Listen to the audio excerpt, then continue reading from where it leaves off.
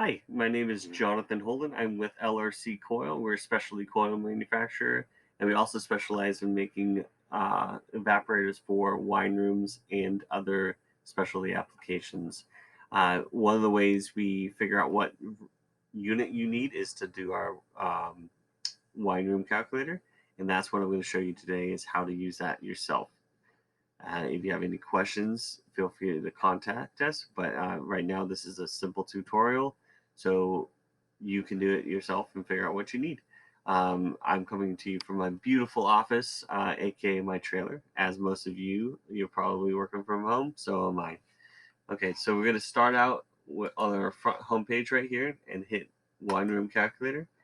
One of the things that differs with our calculators as opposed to some other calculators is we don't go by cubic feet because that doesn't take in consideration all of the ambient stuff around the room. Also, the say if there's glass in the room or what kind of insulation, that kind of stuff. Today, I'm going to talk about a wine wall and how it's important on how you put in your information when to get the most accurate calculation possible. So first, the first tab is going to be where you put your email in, so you can email yourself the load calc when it's done, and then put the job title in, say Holden's Wine Wall. Next is going to be, this is really important where the orientation comes in. If it's a 10 by 10 room, no big deal. But if it's 2 by 10 and one wall is all glass, it's going to be a big deal in figuring out which one's which. So if you click over to the right hand side, you can see a little diagram of what the room is going to be, or or how to orient it essentially. Where the door is going to be where your width is, and then the depth is the other dimension, and obviously you need to have the height as well. But where the door is the width, and then that's wall one, and then we go clockwise around there.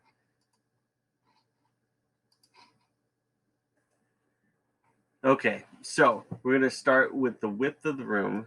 Like I said a little while ago, the width is going to be where the door is, and that's going to be the wall one. So let's say the room is going to be a wine wall or wine cabinet where it's kind of a display case. Let's say typically they're around 10 to 12 feet. So let's go 10 feet. And then the depth, we're usually anywhere between 2 to 18 inches, 2 feet to 18 inches. So let's say 2 feet for ease of calculation. And then height, let's go 9 feet.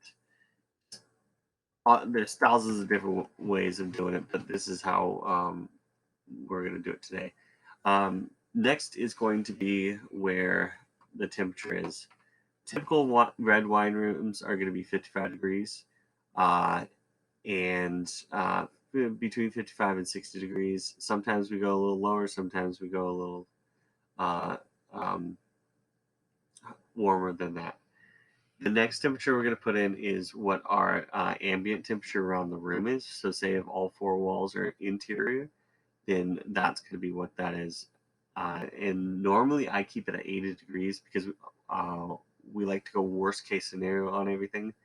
If it could happen, it will happen. So we want to be prepared for it, especially when there's millions of dollars of wine or even a couple $1,000s of wine of stuff we need to protect to make sure that it will stay true to temp. So a lot of times people will put 75 in there. That's fine. But in case AC goes out or something like that, I always keep 80 for worst case scenario. Next, you're going to put lighting in. That's going to be the wattages, how much. That's an important thing to know. If you don't know it, um, kind of guess what you're going to put in there, what you think is going to be in there. For a wine wall, if it's LED, between 60 watts to 120 watts. If it's not LED, I usually put 120 if we don't know. You just need to put some load in it so you can have a good guess. Wine walls, I usually put a few hours in there because if it's a wine wall, it's there to to be displayed and to not it's not just grabbing a bottle and going out and closing the door and having a timer on the light and no one's ever seeing it. So next is if it is a bigger room, you can put in, and there's a tasting area, you're going to want to put how many people can fit in there and say a couple hours if they're going to be tasting in there for a little while or whatnot. But since it's a wide wall, you don't need to put that in there, and that will cancel out the how many hours in the room. Next is just if it's a bigger room, there might be a humidor in there that takes some energy, or white wine refrigerator, so you'll need to put that load in there. Or if it's in a warehouse and you have a forklift going in, you're going to need to put the load in there for that. Next is going to be where uh, do you have a vapor barrier? And this is the most crucial thing possible. I should have said this earlier, but every wine room needs to have a vapor barrier. If you don't have a vapor barrier, we're going to have a lot of issues with mold and mildew, or the capacity can be up to 3 times more than what you would assume it would be because of all the temperatures coming in from the outside or the variables. So have a vapor barrier. Even if it's all glass, we need to make sure it's sealed. Doors are really well sealed, that kind of thing. So wall one, we'll start here. We have several different options.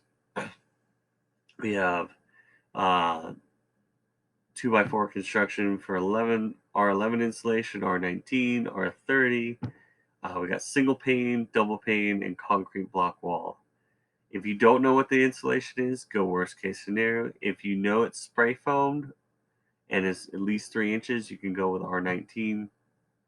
For vapor barrier, if it's spray foamed or 6mm plastic sheeting on the wall, that'll work as well. So let's go with single pane glass in the front, and then that side is not going to be exposed to outside. There's no windows on that. It's all glass walls and doors. And then we'll put a door. It'll have a door.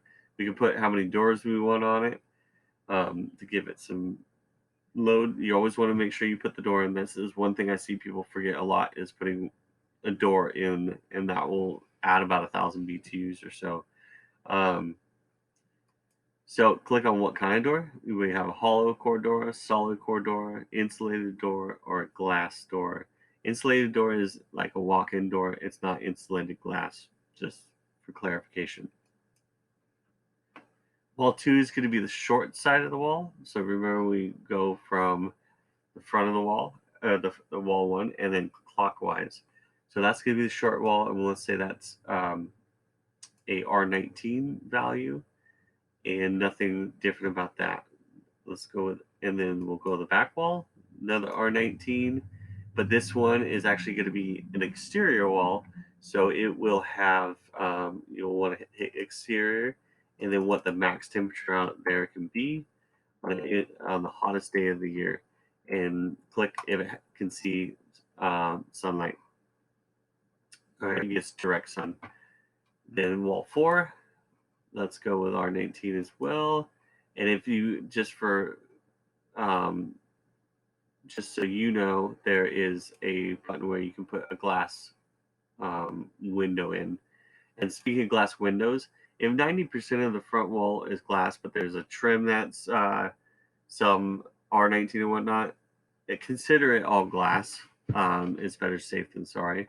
And when you're doing glass walls and glass doors, seals are the most important thing. You do not want to have gaps, like shower door gaps, that kind of thing. You want as sealed as possible. Ceiling, we'll go R30 in there.